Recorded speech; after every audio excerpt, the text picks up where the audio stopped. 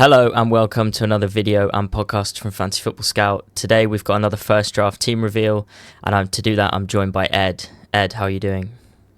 Hello, yeah, I'm very good, thank you. This truly is a first draft, so please do rip it apart. Although I do quite like it. Most first drafts I make, I kind of think I'm definitely not going to be sticking with that, and I know for sure. But this one, I actually quite like. So yeah, please rip it apart. Cool. Well, yeah, you may know Ed from the Euro content as well, which was really good over the summer, and he'll be back on the Scout YouTube channel a little bit this season doing some FPL stuff as well. And Ed, I know you're also involved in Fantasy Football Fest, so do you want to give a quick shout out to that before we get into Oh, it? well done.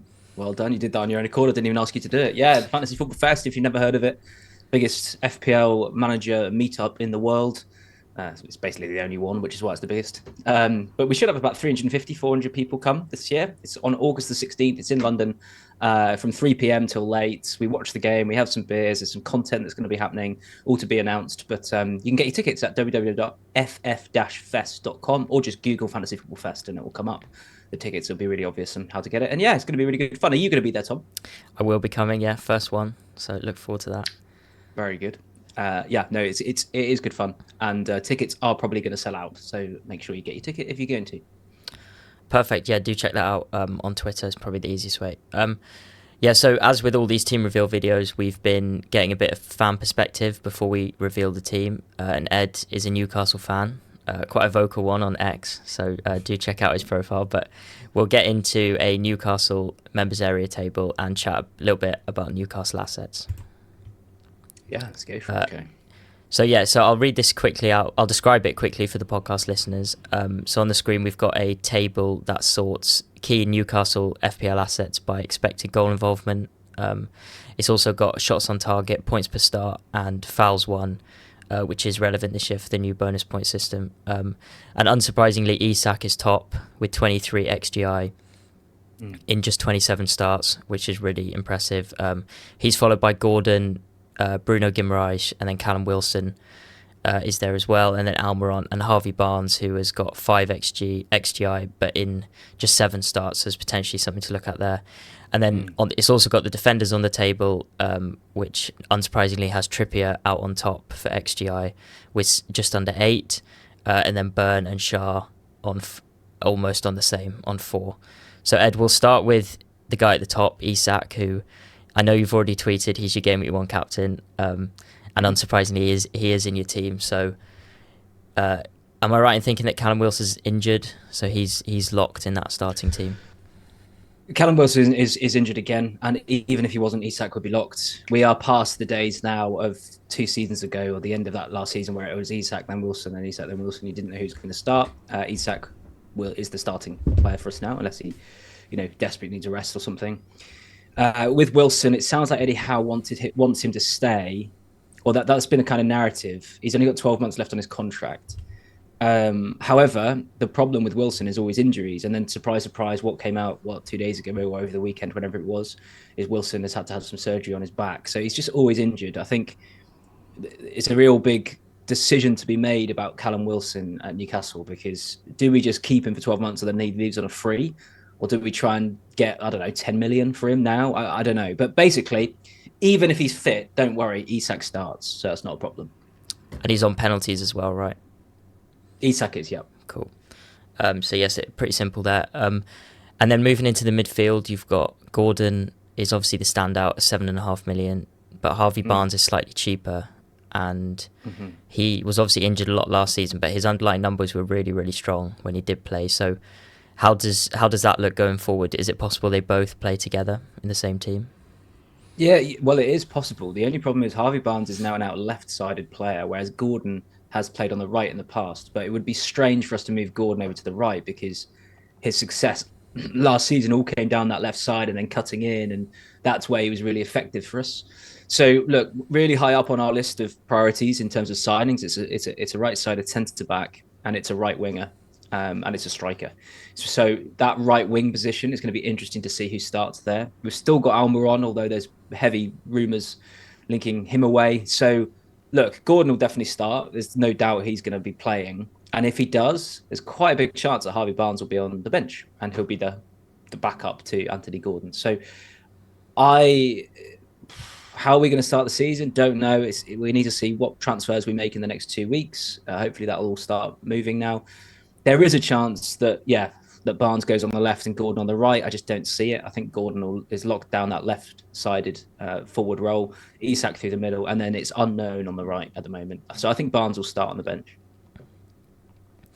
Interesting. I wanted to ask you about Bruno Guimaraes as well, because he's third on this table for XGI with 11, which is a bit higher than I sort of suspected, and he has won 108 fouls last season. I think most in the league. Yeah, I think it's most in the league. Yeah. So he'll be doing a lot better in the bonus points this year if that continues. So how does he sort of fit in? Is he a fantasy option or? He definitely is. He was last year, I thought. I mean, he scored, he got goals and assists. He got sort of 6, 7, and 8 in the last maybe 15 games. He does chip in with them. And yeah, so now this bonus point change with fouls won as well. He's such a good player in possession. You give him the ball, he's either going to, pass it to another player or he's going to win a free kick. He very, very, very rarely loses it, which is why he's so good. So look, Bruno, I think he was an option last season. I had him for quite a few games, but yes, he definitely is an option this year with that new BPS rule. And he's such a good player. I mean, the thing to watch out for is if De Bruyne does go from Man City, there's speculation that Bruno Guimaraes, that will give them the money to go for him. However, Bruno and KDB aren't the same profile of player, so it wouldn't be a straight swap. So I don't really get where those rumours have come from, really. It looks like he's going to be staying. So yeah, Bruno Guimaraes. The only problem with Bruno is that because of Newcastle's good start, and we've got Southampton at home in the first game, quite a few people will go triple Newcastle. And Isak and Gordon, a lot of people have gone for, and then they're probably going for a defender. So just where would you fit in Bruno? Where are you going to drop that sort of Newcastle player? So yeah, he's a really good option. It's going to be interesting to watch, how many bonus points he's getting, and if he's really is, high up in the listings in the first few games. In my draft game, I play with some mates. We go away for a weekend every year and we do the draft, and he's going to be high up my list of players to get.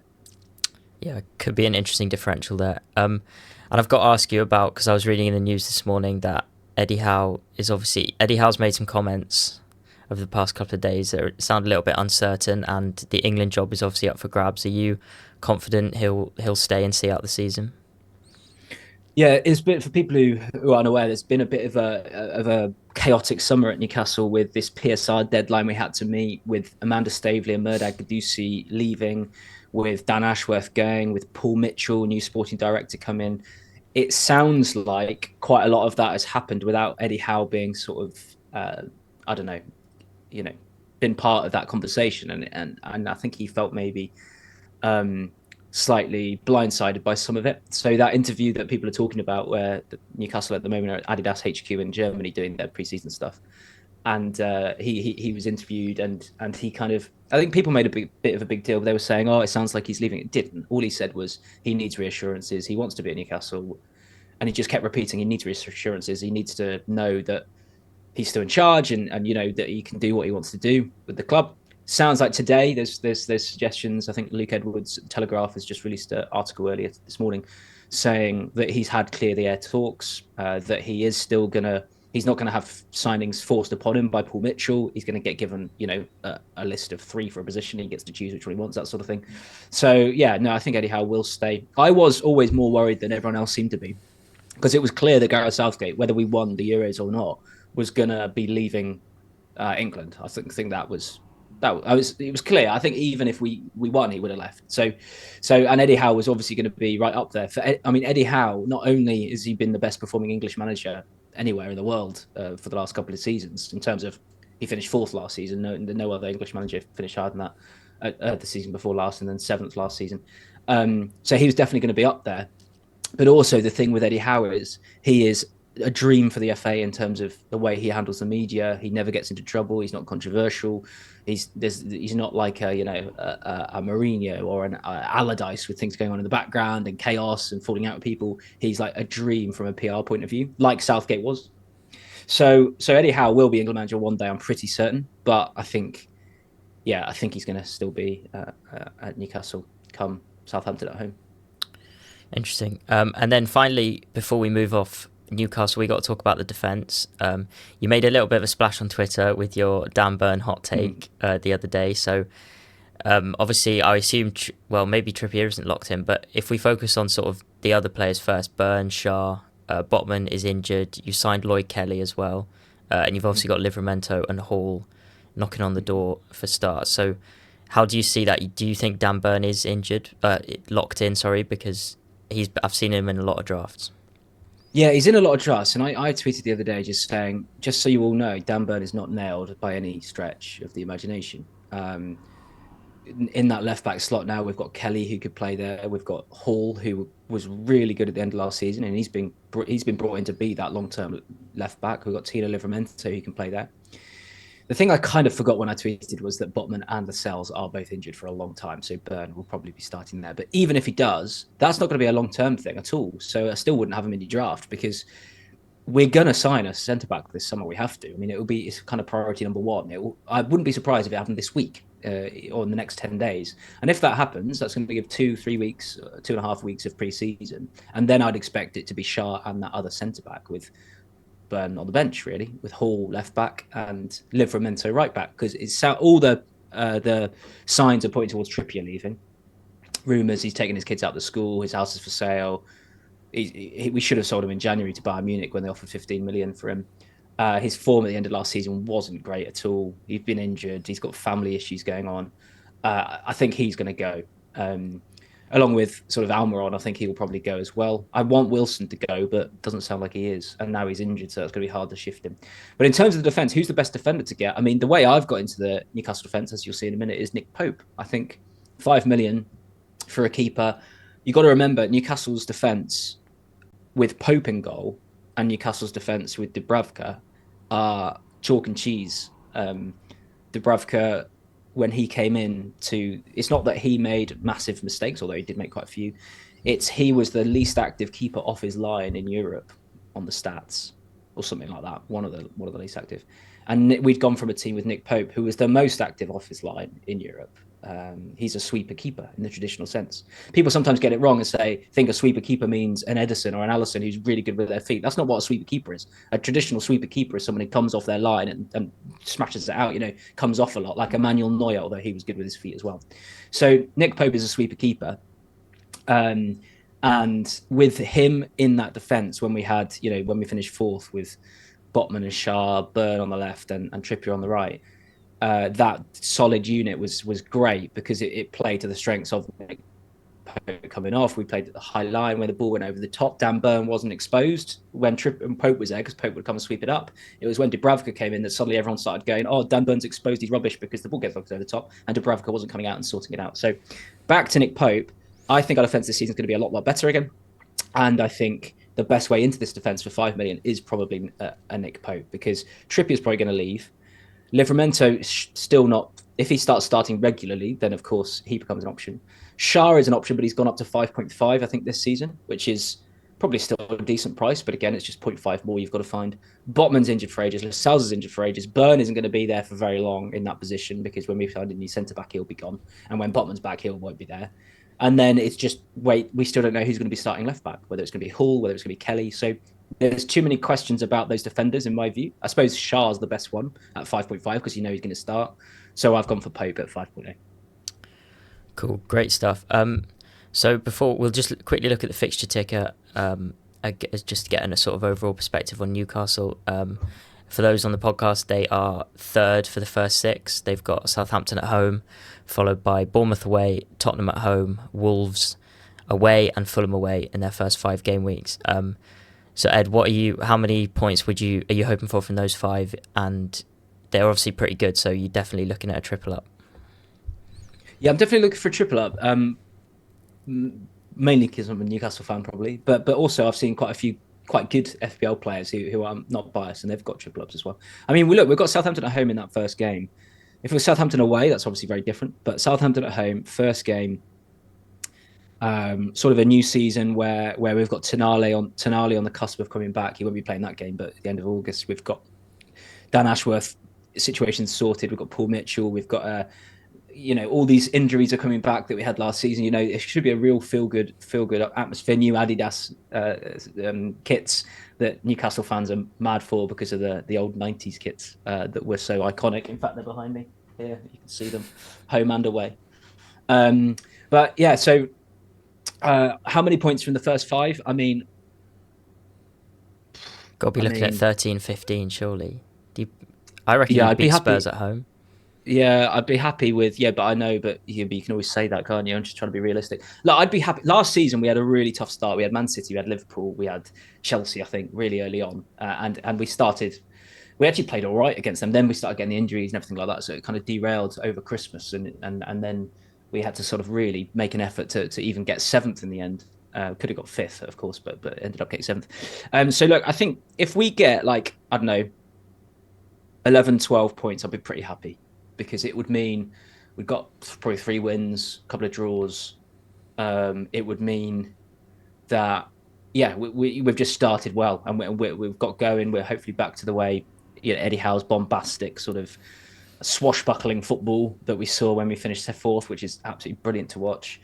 So I'd be happy with, to be honest, double digits from 5 games. I'd be very happy. That would be a very solid start. Obviously, it could be better, but there's too many unknowns about the defence at the moment for me to make that call. What you do know is with Newcastle, though, even if we don't win a game, we'll probably score. Usually, and Isak is elite. I mean, he's up there with the best strikers in the league for sure. In terms of in terms of an all-round player, I don't think I've seen a better first touch at Newcastle, or an ability rather, for a ball to be kind of smacked at him and it's 2 meters away from him and he reaches out his leg and kind of brings it down and you think, how did he do that? I don't know any other Newcastle player who's ever been able to do that. So amazing player, Isak. I know everyone knows this now. So it's good. Everyone kind of agrees. That's not controversial to say he's incredible. But what a signing he was for whatever it was, 65 million, 70 million. You could easily charge double that now. So very good signing by Newcastle there. Yeah, definitely. And just finally on Newcastle, just because 3 of their first 5 are away from home. And obviously last season there was a lot of narrative about Gordon especially, who got the vast majority of his attacking returns at home. The home fixtures look good, Southampton and Spurs, but does it worry you slightly that your first 3 games are away from home, or does that not concern you?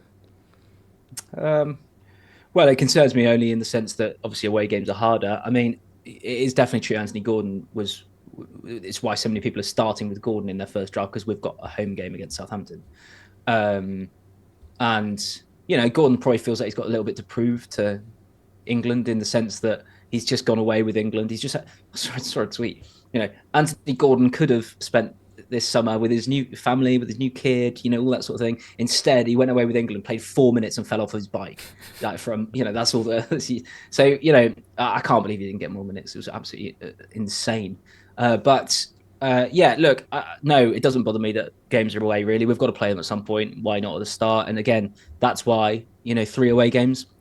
Every away game in the Premier League is hard. So if we get to double digits, 10 points or more in those first 5 games, I'll be really happy.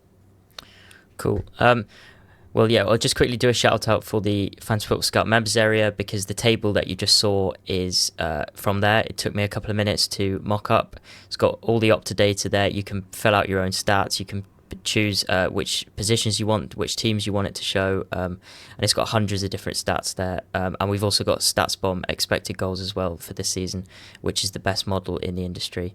And the fixture ticker as well is a members tool. It's customizable. If you don't agree with the ratings, if you think that Newcastle's fixtures, we're saying they're too easy or we're saying they're too hard, you can alter that yourself, and you can customize that. You can delete game weeks. You can sort by difficulty. And yeah, it's a great tool, and it will really help you through pre-season. And you can get 40% off Fantasy Football Scout Premium in the description below. So do check that out. So now, Ed, what the people have been waiting for. We'll move on to your team, which is on the screen now. I'll just quickly read it out for the podcast listeners. Can I just say something on this? Right, this is actually my first draft. Some people come on there and they've done 15 drafts and they've done all the analysis and then they show their team. That's not a first draft. That's not what we're talking about. This is a first draft. So yeah, let's go for it. Cool. So quickly for the podcast listeners, Ed has gone for Nick Pope in goal, a back three of Saliba, White and Gabriel, Bruno Fernandes in midfield alongside Jared Bowen, Phil Foden, Anthony Gordon, three forwards in Ivan Toney, Ollie Watkins and Alexander Isak, who's currently got the captain's armband. And then on the bench, Ed has got Flecken, Martinez from Manchester United, Rodgers, the pre-season bandwagon at the minute, and Leif Davis as his fifth defender. So Ed, we've talked a little bit about Newcastle, so we'll move to the other triple up first, which is triple Arsenal defence, heavily backing them. What's your reasoning for that? Well, I think it's more... Well, first of all, it's Arsenal. They were incredible defence last season, and I think that there's no reason to suggest that will change. I think they've got Wolves at home first game, who again are a team that's quite tight. They don't score too many goals, so I'm expecting a clean sheet. So there you go, that's why. But also, I think it's because I didn't know. I wanted three Arsenal players because they're a good side, but I kind of thought, well, I'm not really a Havertz sort of guy. I'm not going to go there for 8 million. I know he's scored quite a few goals at the end of last season, but I think there's enough good options up front. Like, I'm not going to drop Isak. Watkins is Watkins, and Ivan Toney. You know, Ivan Toney he's looking for a move away this summer. So he's either going to go to a club and be the number 9 at a bigger club than Brentford. Sorry, Brentford fans, but you know that he is. Or he's going to be at Brentford for that first game against Palace at home and be trying to prove himself while the window's still open to get a move. So either way, he's a pretty good pick. So those three strikers I'm happy with. So why Arsenal? To go back to that, the only other Arsenal player I'd sort of consider is obviously Bukayo Saka, I think. I wouldn't consider Martinelli. Odegaard, I did consider. He's 8.5, isn't he? And 2 million less than Saka, or 1.5 million less than Saka, which is a bit of a big gap, I think. But so maybe I'll come back and have him. But I just thought, you know, why not? Triple Arsenal, let's go for it. First game against Wolves. I can't remember who their second game's against, but again, this is a first draft, so there you go. Yeah, that's certainly different, but it definitely could pay off in that first week because they do like an attack and return as well. And yeah, you've gone from Nick Pope in goal, so you're spending a little bit more for your keeper. You've sort of explained the reasons there, but just to quickly describe that one. Yeah, I think Newcastle's defensive sort of shape and structure is going to be back to what it was 2 years ago when Nick Pope was in goal. If you look at our defensive stats last year, they ended up not being actually as bad as people made out. I think we had the second most clean sheets at home. You know, it wasn't that bad. But our defensive stats were elite last season up until the point Pope got injured, and then he got injured. So hopefully that comes back. There's no reason to suggest it won't. I suppose the question marks over Trippier, over the left back slot, over who's going to play centre back until, you know, who's going to be the new centre back that we're going to buy. So there are question marks, but I just think, why not Nick Pope? I think if there was a clearer defender decision in terms of getting a Newcastle defender, and people have made the decision it's Dan Burn, which it's not, because even if he starts the first couple, he's then going to be out. So again, I stand by Dan Burn. I don't think it's a great pick for 4.4, even if he is 4.5 in this game for a Newcastle defender. So if there was a clearer option, if I knew Hall was starting, if I knew Livramento was going to be starting, I might go for them. But because I don't, Nick Pope.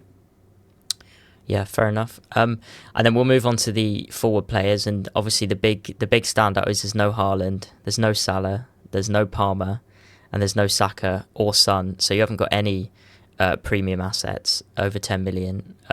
So first of all, does that sort of inflexibility worry you in any way? And secondly, why have you avoided specifically Haaland and Salah? Haaland, look, I didn't have Haaland for most of the season last season. He's obviously a very good player, but he takes up a lot of budget. And if you can use it elsewhere, then you can spread it around and, you know, great.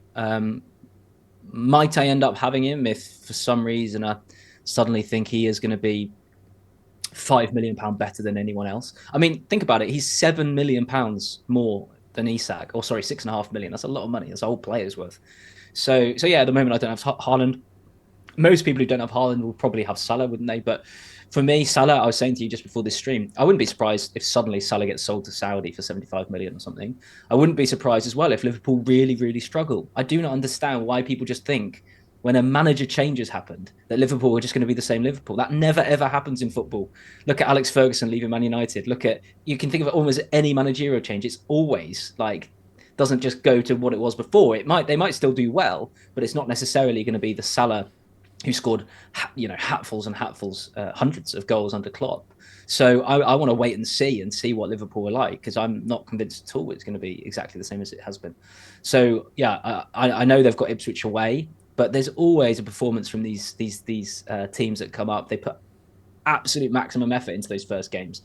So it wouldn't surprise me as well if Ipswich get a draw or just lose 1-0 or whatever. I don't think it's an obvious thing to have Salah, and he's a lot of money. He's 12.5. In terms of Saka, I mentioned I did kind of want him or Odegaard, but so maybe that'll change before the deadline. And then the other one, Son. I think, I don't know, Spurs just don't convince me really this season. So I'm just not going to spend the money on Son. So that's, yeah. So I've got a sort of, every single player in my starting 11 is kind of a level below premium, isn't it? I haven't got any budget players in that. I've got a few on the bench. Obviously, Leif Davis, who a lot of people have because of his record in the Championship, 18 assists last season and 2 goals, I think. So, you'd think he'd at least do something this season. You got Rodgers, who obviously I just needed someone for 5 million, and he's the one doing really well at Villa. Whether he's actually going to have a starting place and that sort of thing, I don't know. But there you go. And then Lisandro Martinez at Man United. It's going to be interesting to see how they do this season. I've got Bruno Fernandes from Man United as well. I think they might do quite well. And their first game's against Fulham at home. Martinez is only 4.5 million. And you just think for that, he is a very good player. And Man United could suddenly become a really solid team. I know they haven't been, but you wouldn't be surprised if they did suddenly they've stuck with a manager, which always sort of gives you more chance to, I think, kind of bed in a stability when you stick with a manager rather than just changing them again. So yeah, so that's why I've gone for those players. Will this change before deadline? Yeah, look, absolutely sure it will. And I've got Foden in at the moment, in the thought that if De Bruyne does leave, although apparently that might not be happening now, I don't know. So that might change. But I thought obviously Foden would be a great pick if De Bruyne leaves, because Foden will take up that 10 sort of position. Yeah, definitely. I really like the Martinez pick. I think he's really cheap at 4.5 if he can stay fit. That's obviously the big question. But yeah. So sort of on the broad structure, you're obviously avoiding the premium players, and it's slightly inflexible, maybe was what some people would say. So is this sort of a risk that you're taking with perhaps an early wildcard in mind, or what do you usually do with the wildcard? I think the fact you can bank 5 free transfers now means you're never really inflexible. Yeah. After 2-3 weeks, you're going to have the transfers to do what you want. So I don't think this doesn't lock me into anything. And worst case, Salah and Haaland score back-to-back hat tricks, then I'll quit. No. But then I've got a wild card, that I can just utilize. That's what they're there for. So you can't be scared in this game to do what you want to do. It's no fun if you're like that. And I think make your decision, go for it. If it goes wrong, that's all right. That's okay.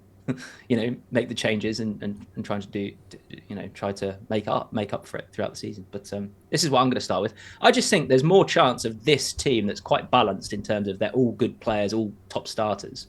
They're all that kind of, if Haaland and Salah's are your premiums, these are all the rung below that. I think there's a chance that, all these guys do really well. And I think there's a big chance that Salah doesn't score against Ipswich and that Haaland doesn't score against Chelsea away. It's Chelsea away. They could be very decent this season. So yeah, there you go. And the captaincy is currently on Isak. I know you tweeted that's locked in. Yeah, that's locked in. That won't change. It won't change unless he's injured, of course. But I think Isak, a summer where he's had a rest. He didn't go to the Euros because obviously Sweden didn't qualify. He's got Southampton at home. He's off the back of the end of last season, or the whole of last season, where he was just absolutely elite. It's going to be, just who else would you? Who are the other options of captaincy? Who have other people captained? I'm interested to know. We had another Isak, I think. Salah against Ipswich as well. Salah, I guess, against Ipswich. Okay. Yeah, I mean, I think the sort of template is Haaland and Salah, captaining Salah game week 1 and captaining Haaland game week 2. I'm interested to know if you've looked at game week 2. You said you haven't, but I'll bring up the fixtures on the screen now. I'm guessing Foden at home to Ipswich would be the first choice there. Yeah. And look, obviously Haaland, if you go without Haaland, you've got to be aware that there's going to be games where you think, crikey, he might score. Like, even if he scored, though, against Ipswich, even if he got a brace, the calculation you're doing is, yeah, but I've got that extra budget spread around other players that hopefully make up for that. It's not that you're saying Haaland will never score. This is why it gets so annoying on X, isn't it? Where people don't go with Haaland or Salah, they don't captain him, and then when he scores, everyone goes, "Ha ha! See, told you." The people who didn't have him, it's like that's not the point. It's not that we're saying Salah and Haaland are never ever going to score again.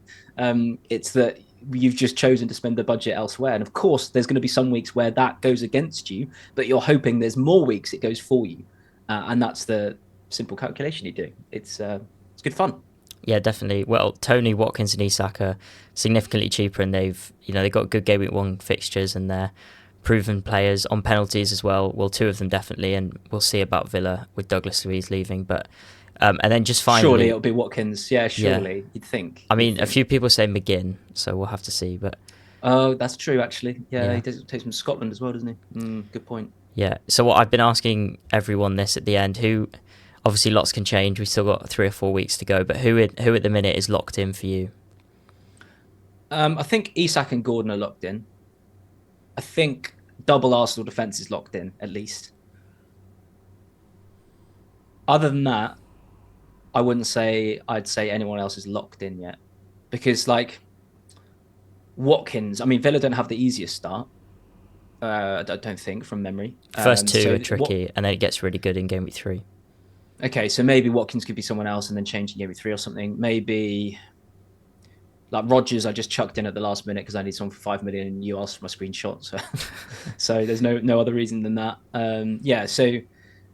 Gordon, Isak, double Arsenal defence. That's what's locked in. There's nothing else. Cool. Well, lots to see, and hopefully we'll get you on again before game week 1 so we can see if this triple Arsenal defence is still holding before game week 1. Yeah. Cool. I mean, I would like to go for it. It's so annoying because I think the only thing that would stop me is that sort of fear of like, well, what if it goes wrong? But I need to get over that. Just go for something if you want to go for it. Who have Arsenal got in match day 2? Aston Villa, I think. I'll just get it up. Arsenal. Yes, Villa away, so not the easiest. And then they have Spurs and Man City in 4 and 5. Okay, interesting. It looks good in game week 1 anyway. I can see now why not many people are going for triple Arsenal defence. But hey, it would be a big differential if it came off. Very much. Start the season with 5 clean sheets in a row.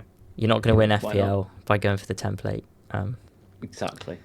Okay, thank you very much, Ed, for the team reveal. Very insightful, and especially lots of good stuff on Newcastle as well, which I think a lot of people who have got Dan Burn in their current team will be thinking about quite carefully, and monitoring the transfer market as well for the centre-back that you're talking about. Yeah, just on Dan Burn again, some people were saying, this guy's clueless, he doesn't realise Dan Burn's 100% nailed to start. First of all, I don't think he is 100% nailed to start, by the way. Will he? I think it's about 60% chance he'll start in that left centre back slot at the start of the season, and that will be because we've signed a new centre back, but he's starting. Eddie Howe's thought that I won't put him in straight away, that sort of thing. But I don't think Dan Burn will start left back. If you think the centre back comes in and Dan Burn moves to left back, I don't think that will happen.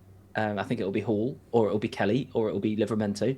So, or even Trippier has played there before, So I just don't think it's nailed at all. I think it's probably he will start against Southampton. I think probably, but then the next game I don't think he will. So why would you put him in your first draft?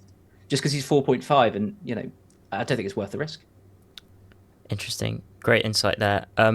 So thank you very much, Ed, for the video and the podcast.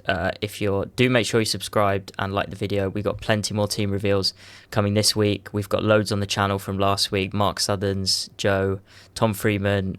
We've got Az coming tomorrow. We've had Sam from FPL Family as well. And there's plenty more coming from the biggest names around. If you're listening on the podcast, do drop us a 5-star review, subscribe, and make sure your automatic downloads are turned on so you never miss an episode. Thank you very much, Ed. No problem. Thanks for having me.